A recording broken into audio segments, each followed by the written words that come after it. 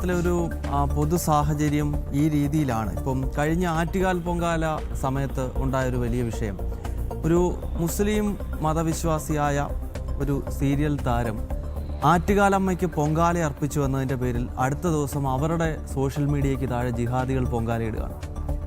ഒരു കാര്യമില്ലാതെ ഒരു പെൺകുട്ടിയെ വളഞ്ഞിട്ട് ആക്രമിക്കുകയാണ്. അവർ ചെയ്ത തെറ്റ്, അവർ ആറ്റുകാലമ്മയ്ക്ക് പൊങ്കാല അർപ്പിച്ചു, അവർ മുസ്ലിമാണ് എന്ന ഒരൊറ്റ കാരണം കൊണ്ട് അവർക്ക് നേരെ സൈബർ ആക്രമണം നടക്കുക.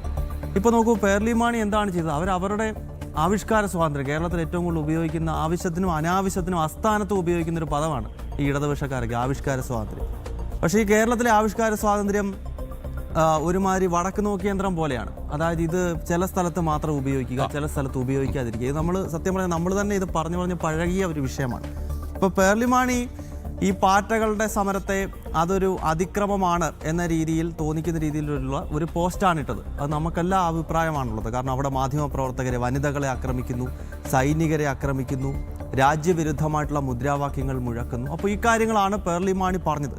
അപ്പം ഈ പേർലിമാണി ഒരു ഭാഗത്ത് ഇത് പറയുമ്പോൾ തന്നെ മറുഭാഗത്ത് മമ്മൂട്ടി ഉൾപ്പെടെയുള്ളവർ ഈ ദേശവിരുദ്ധ ശക്തികളെ പ്രോത്സാഹിപ്പിക്കുന്ന രീതിയിലുള്ള കമൻറ്റുകൾ മറുഭാഗത്ത് നടത്തുകയാണ്. ജന്തർ മന്ദറിൽ നടക്കുന്നത് ശരിയാണ് എന്ന രീതിയിലുള്ള പ്രസ്താവനകൾ നടത്തുന്നു.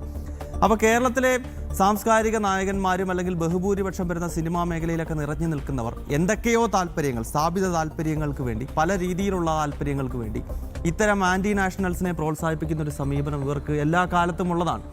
അപ്പം ഇപ്പോൾ ഓരോ വിഷയങ്ങൾ എടുത്തു നോക്കാം. ഇപ്പം ജന്തർ മന്ദറിൽ നടത്തിയ, പാറ്റകൾ നടത്തിയ അതിക്രമത്തെ പ്രോത്സാഹിപ്പിക്കുന്ന കേരളത്തിലെ ഈ മഹാനടന്മാരും അതോടൊപ്പം തന്നെ സാംസ്കാരിക നായകരുമൊക്കെ, ഇതിന് തൊട്ടു മുമ്പല്ലേ സാവരിയ ബസന്ത് എന്ന് പറഞ്ഞ പെൺകുട്ടി അതിദാരുണമായി കൊല്ലപ്പെട്ടു.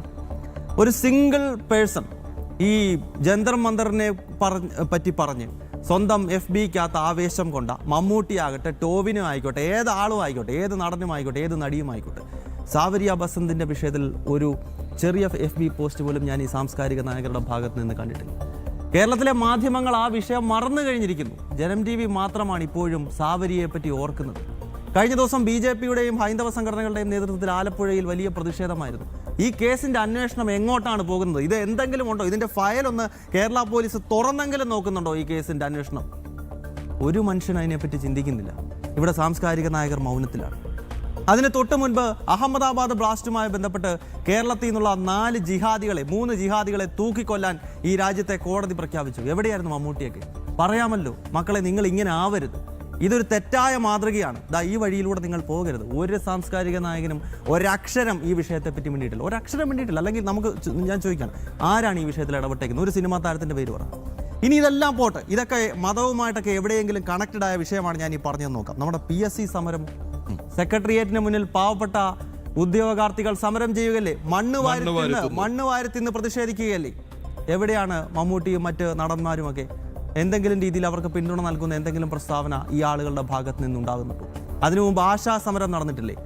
ഇവർ എന്ത് പിന്തുണ നൽകിയിട്ടുള്ളത്? അപ്പം പേർലിമാണി ഒരു ഭാഗത്ത് ഒരു വസ്തുത പറഞ്ഞപ്പോൾ ഇവരത് പറയുന്നില്ല. ബാക്കിയുള്ളവരെ ആൻറ്റി നാഷണൽ ഫോഴ്സിനെ പിന്താങ്ങുന്ന രീതിയിലുള്ള പ്രസ്താവന നടത്തുകയാണ്. പേർലിമാണി ഒരു വസ്തുത പറഞ്ഞപ്പോൾ അവരെ സൈബർ ഇടങ്ങളിൽ ആക്രമിച്ചുകൊണ്ട് അവരെ പിന്തിരിപ്പിക്കുവാനുള്ള ശ്രമം നടക്കുകയാണ്. അവരുടെ, ഞാൻ മനസ്സിലാക്കുന്ന, ഏതാണ്ട് 2 ലക്ഷം ഫോളോവേഴ്സ് എന്തോ ഒരു ദിവസം കൊണ്ട് കുറഞ്ഞു കേരളത്തിൽ എന്ന് പറയുമ്പോൾ കേരളത്തിൻ്റെ പോക്ക് എങ്ങോട്ടാണ്? അപ്പം ജിഹാദികൾക്കും അല്ലെങ്കിൽ ദേശീയ ബോധത്തിന് എതിരായി പ്രവർത്തിക്കുന്നവർക്കും അനുകൂലമായി നിന്നാൽ മാത്രമേ നിങ്ങൾക്കിവിടെ മുന്നോട്ട് പോകാൻ പറ്റത്തുള്ളൂ എന്ന സന്ദേശം ആൻറ്റി നാഷണൽ ഫോഴ്സസ് കേരളത്തിൽ നൽകുകയാണ്. അതിന് കേരളത്തിൽ അധികാരത്തിലിരിക്കുന്ന സർക്കാർ, ഇപ്പോൾ പ്രതിപക്ഷത്ത് വന്നിരിക്കുന്ന കഴിഞ്ഞ 10 വർഷക്കാലം ഭരിച്ച സർക്കാർ, ഇവരുടെയൊക്കെ പിന്തുണയുണ്ട്. സ്വാഭാവികമായും ഈ അവസരങ്ങളെ ഉപയോഗപ്പെടുത്താനായിരിക്കാം സിനിമാ താരങ്ങളും സാംസ്കാരിക നായകരുമൊക്കെ ശ്രമിക്കുന്നത്. അതുകൊണ്ടായിരിക്കും പേർലിമാണിയുടെയൊക്കെ ചില ഒറ്റപ്പെട്ട ശബ്ദം മാത്രമാണ് കേരളത്തിൽ. സാമൂഹികമായ ഒരു വിഷയത്തിലും മറ്റ് മഹാനടന്മാരെന്ന് പറയപ്പെടുന്ന പല ആളുകളും ഇടപെടുന്നില്ല. എന്നാൽ അനാവശ്യമായ സ്ഥലത്ത്, അസ്ഥാനത്ത് ഈ ആളുകളെല്ലാം അവരുടെ അഭിപ്രായം പറഞ്ഞ് ചില ആളുകളുടെ കയ്യടി നേടാൻ ഇവർ ശ്രമിച്ചുകൊണ്ടിരിക്കുകയാണ്. ഈ പോക്ക് അപകടത്തിലേക്കാണ് എന്നാണ് ആദ്യഘട്ടത്തിൽ എനിക്ക് പറയാനുള്ളത്.